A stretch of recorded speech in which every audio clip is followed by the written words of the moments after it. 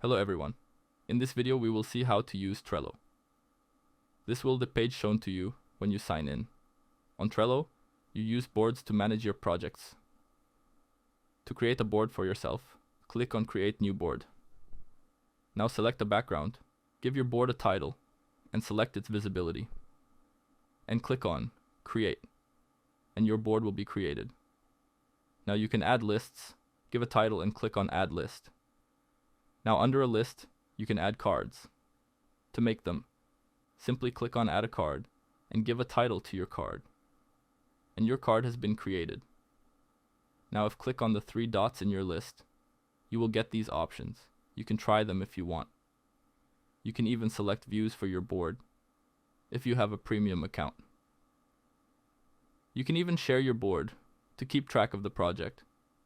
And that's it. Now you know how you can use Trello.